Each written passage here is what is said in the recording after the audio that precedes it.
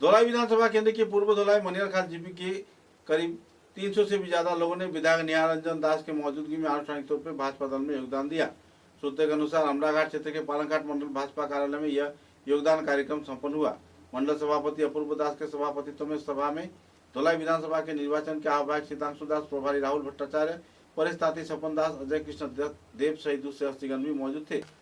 इस योगदान कार्यक्रम को लेकर धौलाई के विधायक निहार रंजन दास ने विस्तारित तथ्य पत्रकारों के समक्ष उजागर किया और मुख्यमंत्री हिमंत बिश्व शर्मा तथा प्रधानमंत्री नरेंद्र मोदी द्वारा देश के उन्नयन में तथा आम जनता के हित में किए जा रहे गतिविधियों के बारे में भी विस्तारित तौर पे खुलासा किए।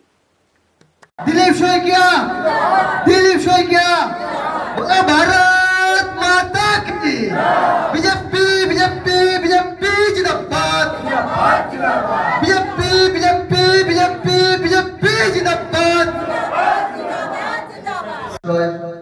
আমাদের ডিস্ট্রিক্টের এক্সিকিউটিভ কাকু মহাশয়, দলাই ইলেকশন দাস মহাশয় এবং আমাদের এখানে প্রাক্তন মন্ডল ব্লক প্রেসিডেন্ট অভিজিৎ মাঝি, সভাপতি এলএসসি भारत माता की भारत माता की बीजेपी जिंदाबाद बीजेपी जिंदाबाद। ভরত সিং সবাই একবার হাততালির মাধ্যমে আপনারা যুধিষ্ঠির নায়ক बीजेपी टू बी भारत माता की भारत माता की भारत माता की। সবাই হাততালি দিয়ে সবাই আপনারা সবাই হাততালির মাধ্যমে ওনাকে স্বাগত জানান। নাম লেখা আছে बीजेपी সবাই একবার বলেন बीजेपी बीजेपी। উত্তম গোয়ালা, সুন্দর নায়ক, আপনারা এক এক করে এসে অধর নায়ক, শক্তির বড় শক্তি গোপাল মাহানা, উগ্রসেন নায়ক,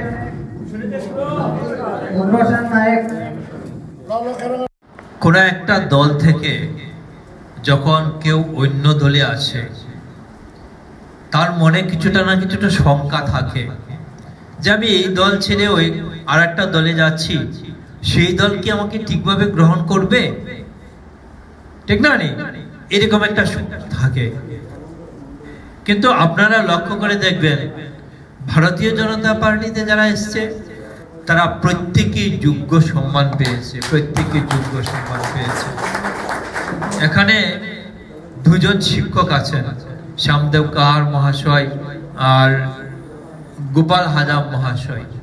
শিক্ষক মানে সমাজের বুদ্ধিজীবী, তারপরেও সমাজের নেতৃস্থানীয় আছেন, বাগানের সর্দার যারা আছেন। আপনাদের মধ্যে আজকের দিনে চিন্তা হয়েছে যে আগামীতে আসামে সরকার আসবে, এটা নিশ্চিত। আর এই যদি সরকার আসে তাহলে এই ধলাই বিধানসভা চক্রে যদি এই দলের প্রতিনিধি থাকে তাহলে কাজটা ভালো হবে, কাজ ভালো হবে। আজকের দিনে ডক্টর হিমন্ত বিশ্ব শর্মার নেতৃত্বে যেভাবে আসামের উন্নয়ন হচ্ছে, এই উন্নয়নকে এগিয়ে নিয়ে যেতে হবে। আর তার জন্য কিন্তু আজকের দিনে একেবারে সাধারণ মানুষ উপলব্ধি করছে যে এই সরকারকে আবার আনার দরকার, 26-এ যাতে এই সরকার আবার আসে। আজকে এখানে অনেকে আছেন, অনেকের ছেলে মেয়ে আজকের দিনে কোথায় আছে? ব্যাঙ্গালোর আছে চাকরির জন্য, গোয়াতে আছে, গুজরাটে আছে, চেন্নাইতে আছে। কেন? চাকরির জন্য গোয়া, চেন্নাই, তেলেঙ্গানা এইসব জায়গায় কেন যাচ্ছে? একটা কারণে আসামে কর্মসংস্থানের অভাব আছে, আসামে ইন্ডাস্ট্রি কম আছে, উদ্যোগ কম আছে, যার জন্য কাজের জন্য ছেলে মেয়েরা আজকে বাইরে চলে যাচ্ছে। আমাদের মুখ্যমন্ত্রী ডক্টর হিমন্ত বিশ্ব শর্মা কি করছেন যে এই ছেলেদেরকে কিভাবে আটকানো যায়, তারা বাহিরে না গিয়ে আসামে কিভাবে উপার্জন করতে পারে, মা বাবার পাশে কিভাবে থাকতে পারে, তার জন্য কি করছেন উনি অ্যাডভান্টেজ আসাম 1, অ্যাডভান্টেজ আসাম 2।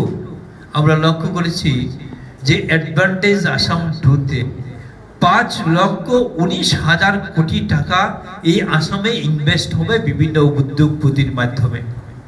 উনি বিদেশ যাচ্ছেন বা ভারতের বিভিন্ন উদ্যোগপতিদের সঙ্গে বিভিন্ন সময় মিটিং করছেন। এবং আমরা একটা জিনিস লক্ষ্য করেছি, ইতিমধ্যে 1,43,000 কোটি টাকার কাজ কিন্তু আসামে শুরু হয়েছে। 81টি প্রজেক্টে বিভিন্ন উদ্যোগপতিরা এখানে আসামে ইনভেস্ট করছে। আমাদের জাগির রোডে কি হচ্ছে? সেমিকন্ডাক্টর প্রজেক্ট হচ্ছে। সেমিকন্ডাক্টর প্রজেক্ট, এখানে মোবাইলের চিপে লাগবে, ল্যাপটপের চিপে লাগবে, ল্যাপটপে লাগবে, চিপ তৈরি হবে। এই সেমিকন্ডাক্টর প্রজেক্ট যদি এখানে হয়, অন্তত 27,000 ছেলে মেয়ে এখানে চাকরি পাবে। একটা ইন্ডাস্ট্রিতে 27,000 ছেলে মেয়ে চাকরি পাবে, এরকম আরো অনেকগুলো হবে। হলে একদিন আমরা দেখব এই ডক্টর হিমন্ত বিশ্ব শর্মার নেতৃত্বে এই আসামে আরো উদ্যোগ আসবে এবং বাহির থেকে ছেলেরা আসবে আসামে চাকরি করার জন্য। আসামের ছেলেরা বাইরে যাওয়া বন্ধ হবে এবং বাহিরের ছেলেরা আসামে আসবে চাকরি করার জন্য। আর তার জন্য তিনি চেষ্টা করছেন, এটা আমরা লক্ষ্য করছি। আর এজন্য এই সরকারকে আনা দরকার। দল আমিও একদিন ছেড়েছি। আজকে আমার মনে আছে 1998 সাল, আজকে থেকে প্রায় 27-28 বছর হবে। 1998 সনে গোবিন্দবাবু শিলচরে এমপি ইলেকশন খেললেন বিজেপি টিকেটে। তখনও কিন্তু মানে রেজাল্ট হয়নি, ইলেকশন হয়েছে, রেজাল্ট হয়নি। উনি একদিন বাজারে আইরংপাড়া বাজারে আসলেন। আমি আইরংপাড়াতে